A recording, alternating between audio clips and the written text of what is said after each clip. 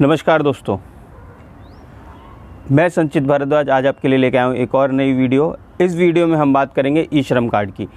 ई श्रम कार्ड जो बन रहे हैं, सरकार द्वारा बनाए जा रहे हैं सभी के श्रमिकों के, वो क्या है, उसका फ़ायदा क्या है, उसके नुकसान क्या हैं, क्यों बनवाना चाहिए हमें, क्यों नहीं बनवाना चाहिए, किसको बनवाना चाहिए और किसको नहीं बनवाना चाहिए, ये सारी बातें हम इस वीडियो में क्लियर करेंगे। तो मेरे साथ वीडियो में बने रहिए और जानिए ई श्रम कार्ड क्यों बनाना चाहिए और क्यों नहीं बनवाना चाहिए।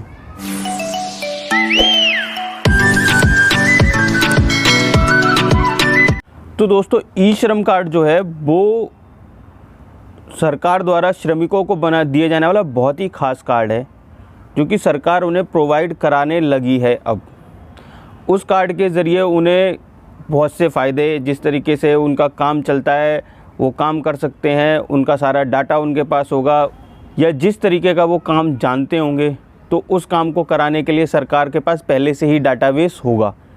तो सरकार जो भी श्रमिक हैं उनको उस तरीके का काम प्रदान कराएगी। ये उन श्रमिकों के लिए है जो असंगठित क्षेत्र में काम करते हैं। असंगठित क्षेत्र के जो श्रमिक होते हैं वो वह होते हैं जिनके कि ESIC जो हमारा होता है उसमें, या फिर PF में EPFO जो होता है उसमें वो उस श्रमिक का कोई भी रजिस्ट्रेशन नहीं है, तो वो कहलाते हैं असंगठित कामगार।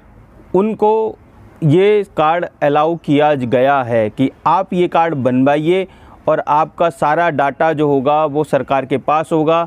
आप जहाँ भी जाएंगे इस कार्ड के ज़रिए आपको अच्छे से अच्छी तरीके से आपको रखा जाएगा और तुरंत के तुरंत आपको नौकरी या काम पे रखा जाएगा। इससे कोई दिक्कत नहीं आएगी। जैसे पहले क्या होता था, बाहर से आया हुआ श्रमिक वो काम के लिए जाता था तो काम में दिक्कत होती थी, लोग उसे नहीं लेते थे काम पे, ये परेशानी होती थी, कंपनी वाले या कहीं भी वो मना कर देते थे वेरीफाई ना होने की वजह से।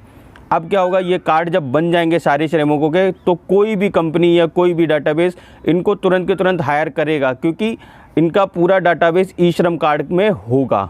जब ई श्रम कार्ड इनके पास होगा, वो कार्ड उन्हें दिखाएंगे, उस कार्ड के ज़रिए ये पूरी डिटेल उनको मिल जाएगी। तो ये सरकार द्वारा वेरीफाई कार्ड होगा, जिससे कि आपको काम मिलने में बहुत ही मदद मिलेगी। ये डिटेल जो हो गई ई श्रम कार्ड की। अब ई श्रम कार्ड के फ़ायदे क्या हैं? ई श्रम कार्ड का फ़ायदा ये है कि आप ई श्रम कार्ड जब आपका बन जाएगा श्रमिकों का उनका, तो उनके लिए सरकार के द्वारा 2 लाख रुपए तक का दुर्घटना बीमा कराया गया जाता है, जो कि सरकार उन्हें देती है। 2 लाख का बीमा, दुर्घटना बीमा जो सरकार उन्हें देती है। अगर किसी भी दुर्घटना में श्रमिक की मृत्यु हो जाती है तो उसको 2 लाख रुपए का बीमा जो होता है, 2 लाख रुपए की धनराशि उसको घर वालों को प्रोवाइड कराई जाती है। साथ ही अगर श्रमिक किसी भी दुर्घटना में विकलांग हो जाता है तो भी उसको 2 लाख रुपए की धनराशि सरकार द्वारा दी जाती है।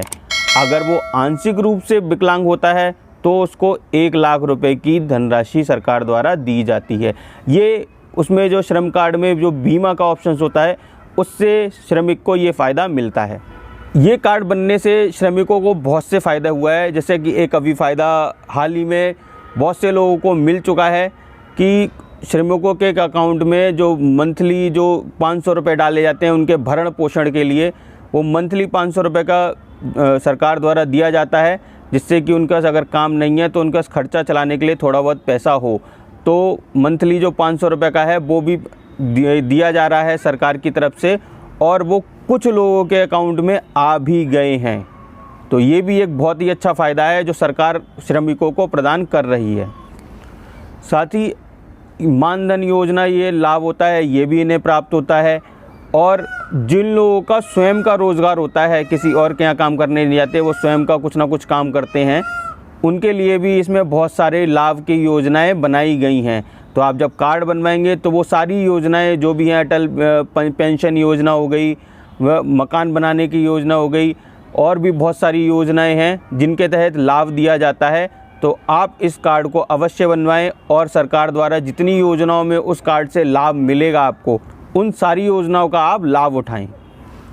अब बात आती है इस कार्ड को कौन बनवा सकता है, कौन नहीं, कितनी से कितनी उम्र के लोग इस कार्ड को बनवा सकते हैं।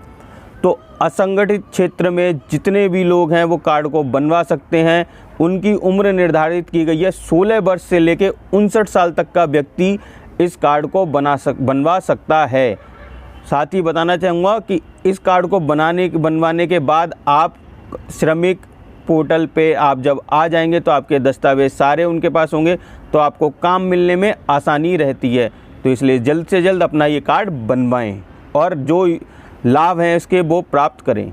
जब ये कार्ड बन जाएगा उसके बाद आपको जितनी भी योजनाएं हैं उनका लाभ भी मिलेगा। तो अब सरकार बहुत से लाभ दे रही है और अभी जो 500 रुपये या 1000 रुपये जो भी आपको अकाउंट में प्राप्त हो रहे हैं वो भी होंगे। साथ ही आगे चलते चलते सरकार ये भी कह रही है कि आपके मकान बनवाने के लिए भी कुछ ना कुछ धनराशि सरकार आपको प्राप्त कराएगी। आपके बच्चों की पढ़ाई की मदद करने के लिए भी सरकार कुछ ना कुछ आपको धनराशि प्राप्त कराएगी या कुछ ना कुछ किसी न किसी तरीके से आपको मदद देगी, लेकिन बशर्ते आपके पास वो कार्ड होना अनिवार्य है। ई श्रम कार्ड क्या है और फ़ायदे क्या हैं, ये मैंने आपको सारी जानकारी दी है। साथ ही बताना चाहूँगा कि कुछ लोगों का सवाल होता है कि क्या किसान व्यक्ति अपना कार्ड ये बनवा सकता है या नहीं, किसान लोगों को बनवाना चाहिए या नहीं। बहुत सी ये चीज़ें दिमाग में चलती हैं। जो मेरी जानकारी है उसके मुझे पता चला है कि किसान लोगों के लिए ये अप्लाई होता है, लेकिन उसकी कुछ शर्तें हैं सरकार द्वारा कि किसान श्रमिक वही अप्लाई कर सकते हैं जो जिनके पास स्वयं की ज़मीन ना हो, वो श्रम पे किसी और के यहाँ काम करते हो, खेती का काम करते हो, लेकिन उनके पास खुद की ज़मीन ना हो, वही किसान इस श्रम कार्ड को अप्लाई कर सकता है और बनवा सकता है। इसके अलावा अगर जो किसान के पास ज़मीन है और वो बनवाते हैं तो उनको लाभ मिलेगा, लेकिन किस तरीके से सरकार देगी या नहीं देगी इसका कोई स्पष्ट रूप नहीं है। तो इसलिए अगर आप किसान हैं तो इसको सोच समझ के बनवाएं कि अगर आपके पास ज़मीन है, आप खुद की स्वयं की खेती करते हैं, तो आप इसको ना बनवाएं, वही अच्छा है। अगर आप फिर भी बनवा लेते हैं तो कोई गलत नहीं है, लेकिन लाभ आपको कितना मिलेगा या नहीं मिलेगा ये सरकार के ऊपर रहेगा कि सरकार आपको उसका लाभ देती है या नहीं। साथ ही कुछ लोगों का क्वेश्चन बहुत सारे आजकल ये भी चल रहा है कि लोग पूछ रहे हैं कि स्टूडेंट्स लोगों को ये कार्ड बनवाना चाहिए या नहीं, क्योंकि स्टूडेंट लोग इस कार्ड को बनवाने में बहुत ही कंफ्यूज हो रखे हैं। इस कार्ड को बनवाने के बाद क्या स्टूडेंट लोगों को जो उनकी स्कॉलरशिप आती है वो मिलेगी या नहीं, क्या स्थिति होगी इसमें। तो बताना चाहूँगा कि आपको जो योजनाएं पहले से मिल रही हैं उसमें आपका कोई बदलाव नहीं होता सरकार द्वारा।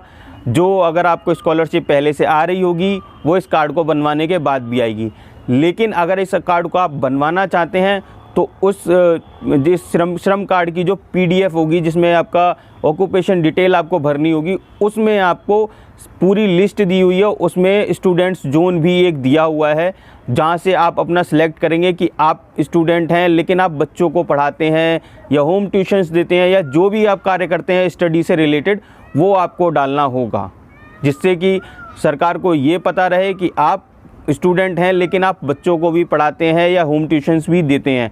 तो ये एक आपका काम हो गया, स्वयं रोज़गार हो गया जो आप करते हैं, तो आप उसमें भी अप्लाई करके अपना श्रम कार्ड बनवा सकते हैं। तो घबराएं नहीं और अपना श्रम कार्ड स्टूडेंट लोग भी बनवा लें, कोई परेशानी नहीं आएगी। आपको पूरी सरकार की तरफ से पूरी मदद दी जाएगी। तो दोस्तों इस वीडियो में इतना ही। अगर आपको वीडियो पसंद आई हो तो वीडियो को लाइक करें, चैनल को सब्सक्राइब करें, और अगर कुछ भी आपका क्वेश्चन हो या आप कुछ जानना चाहते हो मुझसे तो मुझे कमेंट में ज़रूर बताएं। नमस्कार।